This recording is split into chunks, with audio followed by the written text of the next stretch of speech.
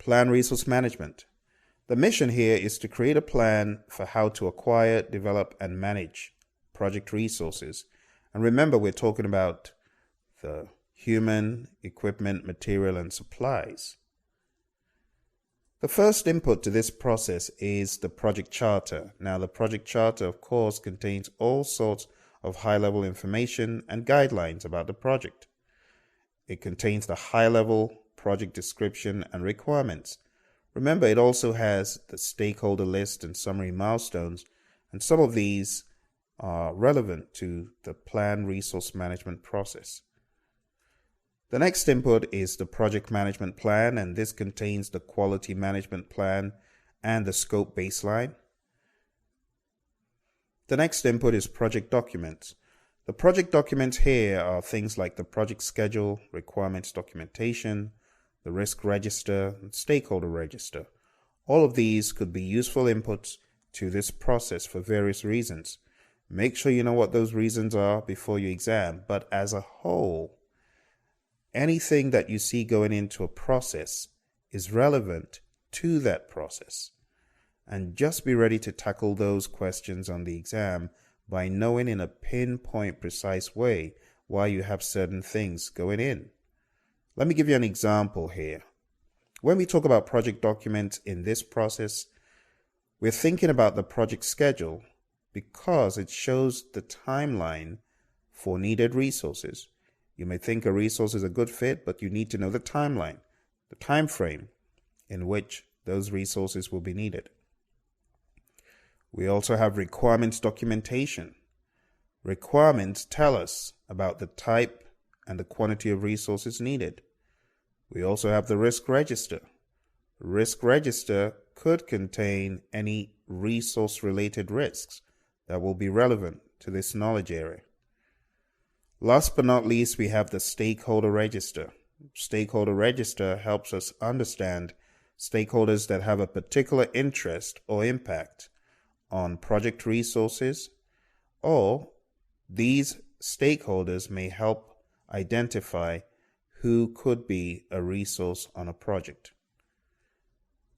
We have our usual suspects, enterprise environmental factors such as organizational culture, structure, geographic distribution of facilities and resources, and also marketplace conditions for resources.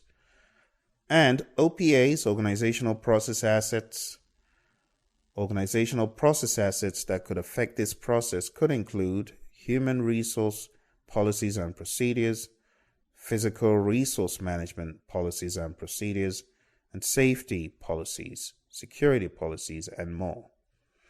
Let's talk about the tools and techniques. First of all, expert judgment. What do we need the experts for? To negotiate. Negotiate for resources. Talent management. Talent management is a craft now. We need experts in that regard. Also, we need expertise in developing the effort needed to meet project objectives. People who will estimate the type, quantity of resources needed are also experts. The next tool and technique here is data representation. And when we say data representation, we're referring to representation techniques and representation tools such as hierarchical charts. Examples are the WBS and the OBS and the RBS. RBS being the resource breakdown structure. Those are some of the hierarchical charts that fall under data representation. Still under data representation, we could also have the responsibility assignment matrix I discussed previously, the RAM, and we could also have text-based formats of documenting roles and responsibilities. The next tool and technique I talked about previously, it's called organizational theory, and this provides information about how people, teams, and organizational units behave. And this could be leveraged to better maximize team dynamics and efficiency.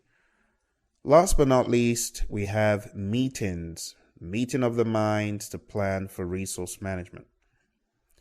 Taking a look at our output, it's first of all resource management plan. And remember, this is a plan that's going to guide us on how to identify resources, acquire resources, outline some roles and responsibilities. Project org charts could also be in here. Project team resource management, which is really guidance on how the team should be defined, staffed, managed, and released. We also have training items mentioned here, team development items mentioned here, resource control. How are the resources, the physical resources, going to be controlled? Because we're not talking about human, we're not talking about people here. We're just talking about physical resource control. And last but not least, a recognition plan for these resources. How are we going to recognize these human resources? This is more specific to humans working on the project. All right, let's talk about the next thing that we have as an output. It's called the Team Charter. It establishes do's and don'ts, good and bad behavior, behavior that we should aspire to, acceptable behavior, and it could contain team values, communication guidelines, conflict resolution approach, meeting guidelines, team agreements, and how decisions will be made within the team. Finally, we have project documents updates. We may need to update the assumptions log with any resource related information. And also we have the risk register. Again, this may be updated with anything pertaining to resource risks. And that concludes our plan resource management process.